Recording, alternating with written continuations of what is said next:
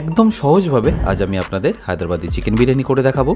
যদিও এটা কাচ্চি বিরিয়ানি, বাট মাংস হবে কিন্তু এরকম নরম। কিভাবে করলে চালগুলো আর একদম ভাঙবে না। এছাড়াও কিছু সিক্রেট স্পাইসেস যেগুলো 5 স্টার হোটেলে ব্যবহার করা হয়, সেগুলো আমি এই ভিডিওতে আপনাদের দেখাবো। এছাড়াও অবশ্যই থাকছে কিছু tips and tricks. By the way, আমি শেফ অতনু, আপনারা দেখছেন অতনুর রান্নাঘর। আর আজকে আমাদের recipe Hyderabadi chicken biryani. Hyderabadi chicken biryani বানানোর জন্য সবার প্রথম একটা বিরিয়ানির গরম মশলা বানিয়ে নিতে হবে। আর গরম মশলা বানানোর জন্য আমাদের লাগছে 5টা লবঙ্গ, 4টে এলাচ, হাফ চা চামচ গোটা গোলমরিচ, 1.5 চা চামচ গোটা ধনে, 2টো ছোটো টুকরো দারচিনি, একটা বড় এলাচ, একটা স্টার আনিস বা তারাফুল, একটা জাবেত্রী আর হাফ চা চামচ মতো সাজিরা। এবারই সব কিছুকে একটু হালকা রোস্ট করে নেব। আপনারা যদি এই স্টার ফুল বা তারাফুলটা না পান, সেক্ষেত্রে এটাকে স্কিপও করতে পারেন। হায়দ্রাবাদি চিকেন বিরিয়ানিতে এই গরম মশলা কিন্তু খুবই প্রয়োজন। যদি খুব অসুবিধা না থাকে তাহলে বাইরে থেকে না কিনে এইভাবে কিন্তু আপনারা গরম মশলাটাকে বানিয়ে নিতে পারেন। আর এই মশলাগুলো একবার ভালো করে ভাজা হয়ে গেলে একটা পাত্রে তুলে নিয়ে একটু ঠান্ডা করে আমি এটাকে মিক্সিতে পাউডার করে নেব। এবার চলে আসছি আমাদের নেক্সট স্টেপ, চিকেনের ফার্স্ট ম্যারিনেশনে। আর তার জন্য আমি এখানে নিয়ে নিয়েছি প্রায় 1.5 কেজি মতো চিকেন। আর প্রতিটি চিকেনের পিস কেটে নিয়েছি প্রায় 100 গ্রাম ওজনের। আর এই চিকেনগুলোকে আমি একটা বড় পাত্রে ট্রান্সফার করে নিচ্ছি ভালো করে ম্যারিনেশন করার জন্য। আচ্ছা, এখানে একটা ছোট্ট টিপস, আপনারা নিশ্চয়ই দেখতে পাচ্ছেন যে চিকেনগুলো খুব ভালো করে আমি ধুয়ে পরিষ্কার করে নিয়েছি। আর ম্যারিনেশনের আগে চেষ্টা করবেন যেন চিকেনের মধ্যে কোনো রকম জল না লেগে থাকে। তাহলে চিকেনের ফার্স্ট ম্যারিনেশন করার জন্য আমাদের লাগছে ধনেপাতা আর পুদিনা পাতা কুচি। আর আমি আগে থেকেই বানিয়ে রেখেছিলাম প্রায় 700 গ্রাম পেঁয়াজের বেরেস্তা। এর প্রায় 90% আমি এখানে ব্যবহার করব, আর 10% ব্যবহার করব পরে গার্নিশিংয়ের জন্য। আর এরকম পারফেক্ট ব্রাউন অনিয়ন বানানোর রেসিপি আমি আর একটা চিকেন বিরিয়ানি রেসিপিতে শেয়ার করেছি, আপনারা সেখান থেকে দেখে নিতে পারেন। আই বাটনে আমি তার লিঙ্কটা দিয়ে দেবো। ব্রাউন অনিয়ন দেওয়া হয়ে গেলে আমি এখানে দিয়ে দেবো স্বাদ মতো নুন। এবার এতে দিয়ে দেবো প্রায় 2 চা চামচ মতো রসুন বাটা, 1 চা চামচ মতো আদা বাটা, 2 চা চামচ কাঁচা লঙ্কা বাটা। আপনারা চাইলে এই তিনটেকে একসাথে পেস্ট করেও দিতে পারেন। আমি আপনাদের রেশিওটা বোঝানোর জন্য এইভাবে দিয়ে দিলাম। এরপর দিয়ে দিচ্ছি আমাদের বানানো গরম মশলা।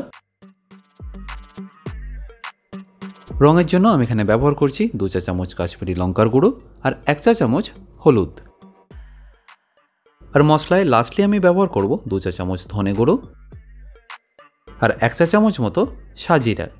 এরপর দিয়ে দেবো সবথেকে বেশি যেটা ইম্পর্টেন্ট, সেটা হচ্ছে পেঁয়াজ ভাজার তেল। আমরা যে বেরেস্তাটা বানিয়েছিলাম সেই তেলটাই আমরা এখানে ব্যবহার করলাম। আমি প্রায় 150 মিলি তেল এখানে দিয়ে দিচ্ছি। এবার এই সব কিছুকে একবার খুব ভালো করে আমাদের মিশিয়ে নিতে হবে। চেষ্টা করবেন যখন মেশাবেন এরকম একটু প্রেস করে মেশাবেন, তাহলে মশলাগুলো এই চিকেনের মধ্যে একটু ভালোভাবে ঢুকে যায়।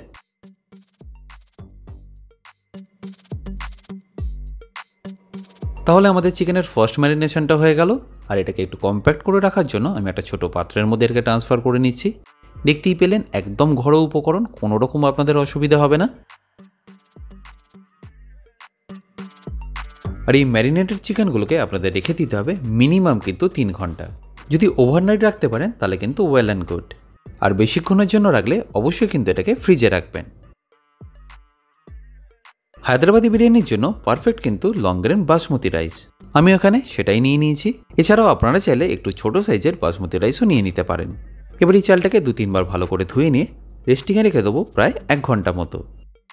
এবার আমাদের সেকেন্ড ম্যারিনেশনটা করে নেবো। তার জন্য আমাদের ম্যারিনেটেড চিকেনটাকে আমি প্রায় 6 ঘন্টা পরে বের করে নিচ্ছি ফ্রিজ থেকে। এবার এটাকে আমি ডিরেক্টলি ট্রান্সফার করব যে পাত্রে আমরা বিরিয়ানিটা বানাবো সেই পাত্রে। আমি এখানে লাগান নিয়ে নিয়েছি, আপনারা চাইলে নিচটা মোটা এরকম কোনো পাত্র নিয়ে নিতে পারেন। আর এই লাগানি যদি আপনাদের কিনে নিতে হয় তার লিঙ্ক আমি ডেসক্রিপশন বক্সে দিয়ে দিচ্ছি, আপনারা অ্যামাজন থেকে এটাকে ডিরেক্টলি কিনে নিতে পারবেন। আর একবার ট্রান্সফার করা হয়ে গেলে আমি এখানে দিয়ে দেবো টক দই। প্রায় 700 ml মতো আমি টক দই এখানে ব্যবহার করেছি। বাট প্রথমে আমি 500 ml টক দই দিয়ে এটাকে একবার ভালো করে মিশিয়ে নেবো। দইটা দুবার দিয়ে দেওয়ার কারণ অনেক সময় টক দই খুব টক হয়, সেক্ষেত্রে একবার ম্যারিনেশনটা টেস্ট করে সেকেন্ডবার আপনার দইটা মিশিয়ে দেবেন। তাহলে এবার আমি এখানে বাকি 200 ml দইটাও দিয়ে দিচ্ছি। আর তার সাথে দিয়ে দিচ্ছি কয়েকটা চেরা কাঁচা লঙ্কা, প্রায় 2 চা চামচ মতো ঘি। আর একটু সুন্দর গন্ধ করার জন্য আমি এখানে দিয়ে দিচ্ছি সামান্য জায়ফল গ্রেট করে। আর অবশ্যই নুনটা একবার চেক করে যদি আরেকটু নুন লাগে সেক্ষেত্রে এখানে দিয়ে দেবেন। তাহলে ফাইনালি এটাকে একবার আমরা ভালো করে মিশিয়ে নেব।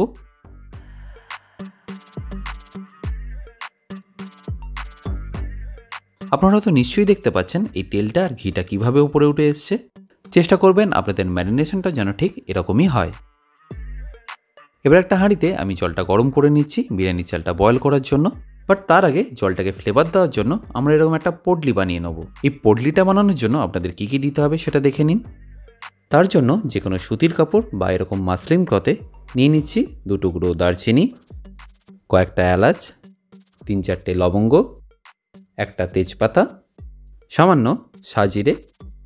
আচ্ছা, এবার একটা ইউনিক উপকরণ আপনাদের দেখাই। এর নাম হচ্ছে খাস। ইংলিশ এটাকে বলা হয় ভেটিভার বা ইন্ডিয়ান ক্রাউচ গ্রাস। এটা হলো একটা গাছের নাম, আর সেই গাছের শিকড়টা হলো এইটা। শুকনো অবস্থায় খুব বেশি গন্ধ এর মধ্যে থাকে না, বাট যদি একবার জলে ভেজানো হয় তাহলে একদম সেন্টের মতো গন্ধ এর থেকে বের হয়। সেই জন্যই আমরা যে সেন্ট বা পারফিউম মাখি সেটা বানাতে গেলেই এই শিকড়ের ব্যবহার করা হয়। এছাড়াও আরও একটা ইউনিক উপকরণ আপনাদের সাথে শেয়ার করছি, সেটা হচ্ছে পানের জড়। হ্যাঁ, এক্স্যাক্টলি, আপনারা ঠিকই শুনেছেন। আমরা যে পান খাই সেই গাছেরই শিকড় হচ্ছে এইগুলো। এর অনেক উপকারিতা আছে, বাট তার মধ্যে যে মেন দুটো উপকারিতা হলো সেটা হচ্ছে আপনাদের যদি গলার কোনো টনসিল বা গলা ধরার সমস্যা থাকে তার জন্য এটা কিন্তু একদম পারফেক্ট। আপনারা চাইলে এটাকে কিন্তু শুধুও মুখে রাখতে পারেন। আর দ্বিতীয়ত, যাদের গ্যাস অম্বলের সমস্যা আছে এর ভেজানো জল খেলে খুব তাড়াতাড়ি কিন্তু রিলিফ পাওয়া যায়। মূলত এই দ্বিতীয় কারণের জন্যই আমরা এখানে এটা ব্যবহার করব, যাতে বিরিয়ানি খাওয়ার পরে কারোর কোনো রকম অসুবিধা না হয়। 5 স্টার হোটেলে বিরিয়ানি বানানোর সময় আমরা মূলত এগুলো ব্যবহার করে থাকি। আপনারা চাইলে বাড়িতে এটা স্কিপ করতেই পারেন। আর যদি আপনারা এটা বাড়িতে ব্যবহার করতে চান সেক্ষেত্রে এটা কিন্তু খুব ইজি অ্যাভেলেবেল। যে কোনো ভালো সুপার মার্কেটে আপনারা এটা পেয়ে যাবেন, আর একদম বাজেট ফ্রেন্ডলি 20 থেকে 25 টাকার মধ্যে আপনারা কিন্তু এটা ইজিলি পেয়ে যাবেন। এই সব কিছু একবার ভালো করে দেওয়া হয়ে গেলে এরকম পটলির মতো করে এটাকে বেঁধে নিতে পারেন। আর আপনারা যদি এরকম পটলি ব্যবহার না করে মশলাগুলো ডাইরেক্ট জলে দিয়ে দিতে চান সেটাও করতে পারেন, তাতেও কোনো রকম অসুবিধা হবে না। এটা দিয়ে দেওয়া জাস্ট তুলে নেওয়ার সময় একটু সুবিধা হয়। আর বাঁধা হয়ে গেলে জলের মধ্যে একবার ভালো করে এইভাবে চুবিয়ে নেবেন। তারপর ঢাকা দিয়ে জলটাকে গরম করে নিতে হবে। জলটা যতক্ষণ গরম হচ্ছে আমি তাতে দিয়ে দিচ্ছি পরিমাণ মতো নুন। এবার ঢাকা দিয়ে আমি জলটা ফোটার জন্য ওয়েট করব। আর একবার জলটা ফুটে গেলে আমি এখানে দিয়ে দেবো প্রায় একটা লেবুর রস। আপনারা যদি লেবু না দিয়ে ভিনিগার দিতে চান তাতেও কোনো রকম অসুবিধা হবে না। এবার যে পটলিটা আমরা জলে দিয়েছিলাম আপনারা দেখতেই পাচ্ছেন জলের কালারটা কিন্তু বেশ অনেকটা চেঞ্জ হয়ে গেছে, বেশ অনেকটাই ফ্লেভারের মধ্যে চলে এসছে। এবার এই পটলিটাকে আমি জল থেকে বাইরে করে নিচ্ছি। এবার আমাদের যে ভেজানো চালটা ছিল সেটার মধ্যে দিয়ে দিচ্ছি, আর দিয়ে দেওয়ার পরে এটাকে একবার হালকা হাতে মিশিয়ে নেবেন। আচ্ছা, এখানে একটা ছোট্ট টিপস, রাইসটা জলে দেওয়ার পরে আপনার কখনোই কিন্তু জলটাকে খুব জোরে বয়েল করবেন না, তাহলে রাইসের দানাগুলো কিন্তু ভেঙে যাবে। গ্যাসটাকে মিডিয়াম ফ্লেমে রেখে আমাদের চালটাকে বয়েল করে নিতে হবে। আর আপনারা হয়তো নিশ্চয়ই দেখতে পাচ্ছেন আমার ডান দিকে আমি অলরেডি তাওয়াটাকে বসিয়ে দিয়েছি গরম করার জন্য। আর রাইসটা যতক্ষণ বয়েল হচ্ছে আমি বিরিয়ানির ওপরে দেওয়ার জন্য একটা ঘোল বানিয়ে নিচ্ছি। আর ঘোল বানিয়ে নেওয়ার জন্য আমাদের লাগছে প্রায় 200 ml মতো দুধ। তাতে দিয়ে দিতে হবে সামান্য কেশর। কেশরটা চেষ্টা করবেন একটু ভালো ব্র্যান্ডের নেওয়া, তাহলে কালারটা কিন্তু খুব সুন্দর আসে। এরপর দিয়ে দেবো সামান্য ধনেপাতা আর পুদিনা পাতা।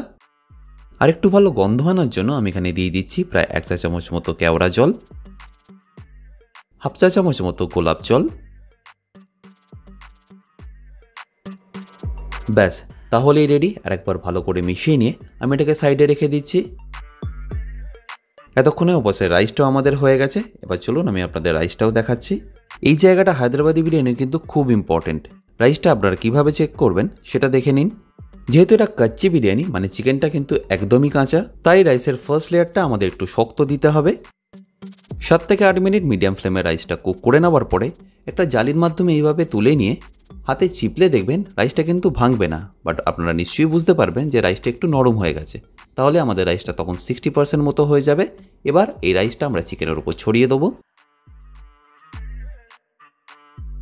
ছড়িয়ে দেওয়ার পরে রাইসটাকে এরকম একটা চামচের মাধ্যমে ইভেনলি স্প্রেড করে দেবেন। আর একবার ভালো করে স্প্রেড করা হয়ে গেলে এর উপর ছড়িয়ে দেবো সামান্য গরম মশলা, একটু ব্রাউন অনিয়ন।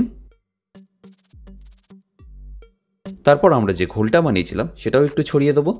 এতক্ষণে আমাদের বাকি রাইসটাও হয়ে গেছে। সেই রাইসটাও আমি এর মধ্যে তুলে দিয়ে দিচ্ছি। দিয়ে দেওয়ার পরে আবার সেম প্রসেস আমাদের রিপিট করতে হবে। রাইসটাকে ভালো করে স্প্রেড করে নিয়ে আমরা যে ঘোলটা বানিয়েছিলাম সেটার মধ্যে দিয়ে দিচ্ছি। এবার দেবো 2 চামচ মতো ঘি, সামান্য আমাদের বানানো গরম মশলা,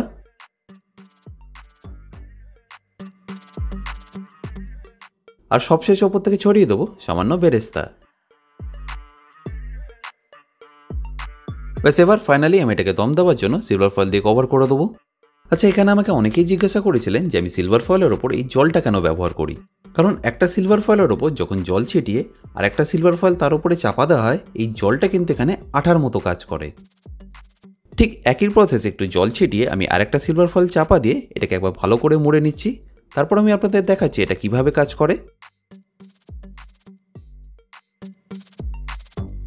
আরেকবার ভালো করে মোড়া হয়ে গেলে দেখুন এই যে ওপরে সিলভার ফয়েলটার সাথে নিচে সিলভার ফয়েলটা কিন্তু একদম আঠার মতো লেগে আছে। আপনারা যতই দম দেন এটা কিন্তু আর খুলবে না। এবার ডাইরেক্টলি আমি একটা তাওয়ার মধ্যে এটাকে বসিয়ে দিচ্ছি। আপনাদের যদি এরকম তাওয়া না থাকে তাহলে কোনো অসুবিধা নেই, বাড়িতে যে রুটি করার চাটু থাকে তার উপরে ওটাকে বসিয়ে দিতে পারেন। আচ্ছা, এবার যেটা সব থেকে বেশি ইম্পর্টেন্ট সেটা হচ্ছে দম দেওয়ার টাইমিং। যেহেতু এটা একদম কাচ্চি বিরিয়ানি, সেই জন্য প্রথমের 10 মিনিট গ্যাসের ফ্লেমটাকে হাই করে রাখতে হবে। আরেকবার স্টিমটা জেনারেট হওয়া শুরু হলে গ্যাসের ফ্লেমটাকে মিডিয়াম করে আপনাদের রেখে দিতে হবে প্রায় 35 মিনিট। তাহলে টোটাল হলো কিন্তু 45 মিনিট। 45 মিনিট হয়ে গেলে গ্যাসের ফ্লেমটাকে বন্ধ করে ওই একই চাটুর উপর আপনাদের রেখে দিতে হবে প্রায় আরও 10 থেকে 15 মিনিট।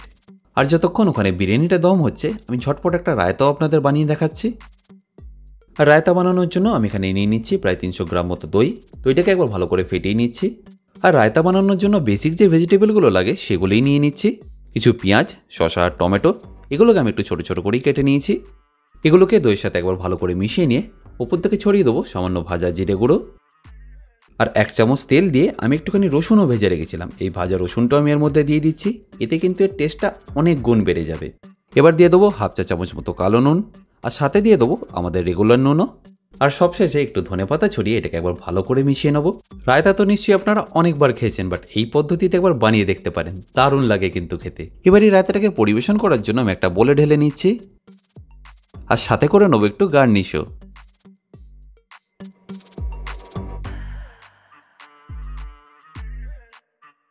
তাহলে বিরিয়ানিটা প্রায় 1 ঘন্টা পরে আমাদের দমও হয়ে গেছে আর ওপাশে রেস্টিংও হয়ে গেছে। তাহলে এবার আমি এটাকে আপনাদের খুলে দেখাচ্ছি। দেখুন কতটা সুন্দর লাগছে দেখতে। আর এরকম বিরিয়ানি যদি আপনারা বাড়িতে এত সহজ পদ্ধতিতে বানিয়ে নিতে পারেন, আশা করি আর রেস্টুরেন্ট থেকে অর্ডার করতে হবে না। আর এই বিরিয়ানিটা একদম পারফেক্টলি দম হয়েছে কিনা সেটা কিভাবে বুঝবেন? এরকম একটা খুন্তি নিয়ে একদম বিরিয়ানির মাছ বরাবর এটাকে ঢুকিয়ে দেবেন। তোলার পরে যদি দেখেন এর মধ্যে জল লেগে আছে তাহলে বুঝবেন বিরিয়ানিটা এখনও দম হয়নি। আর যদি এরকম তেল লেগে থাকে তাহলে বুঝবেন বিরিয়ানিটা একদম পারফেক্টলি দম হয়ে গেছে। আচ্ছা, এবার আমি আপনাদের বিরিয়ানিটা একটু কেটেও দেখাচ্ছি। দেখুন রাইসটা কিন্তু একদম ঝুরঝুরে, একটাও রাইস কিন্তু এখানে ভেঙে যায়নি।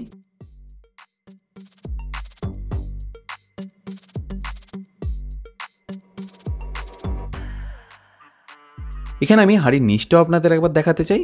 দেখুন কোনোভাবেই কিন্তু চিকেন এখানে লেগে যায়নি, একদম পারফেক্টলি দম হয়েছে। এবার এটাকে আমি একটু সার্ভ করে নেব। আশা করি এই হায়দ্রাবাদি চিকেন বিরিয়ানির রেসিপিটা আপনাদের নিশ্চয়ই ভালো লাগবে। খুবই সহজ পদ্ধতিতে দেখানোর চেষ্টা করেছি। আর ভালো লাগলে আমাকে কিন্তু প্রতিবারের মতো কমেন্টে জানাতে ভুলবেন না। আর অনুরোধ করব একবার হলেও বাড়িতে এটা ট্রাই করার। এরকম গরম গরম বিরিয়ানির সাথে এরকম রায়তা হলে আশা করি আপনাদের আর কিছু লাগবে না। অনেকেরই ধারণা থাকে কাচ্চি বিরিয়ানি বলে চিকেনটা কিন্তু হয়তো বাড়িতে ঠিকঠাক সেদ্ধ হয় না। তাদের জন্য আমি আপনাদের চিকেনটা একবার ভেঙেও দেখাচ্ছি। তাহলে নিশ্চয়ই বুঝতে পারছেন এটা কতটা নরম। এছাড়াও আমি লেগ পিসটা আপনাদের দেখাচ্ছি, দেখুন হাড়টা কিভাবে খুলে আসছে। So thank you so much for watching this video. Make this biryani and enjoy with your friends and family. By the way, আমি শেফ অতনু, আপনারা দেখছিলেন অতনুর রান্নাঘর। দেখা হচ্ছে আপনাদের সাথে আরেকটা নতুন রেসিপি নিয়ে নেক্সট এপিসোডে।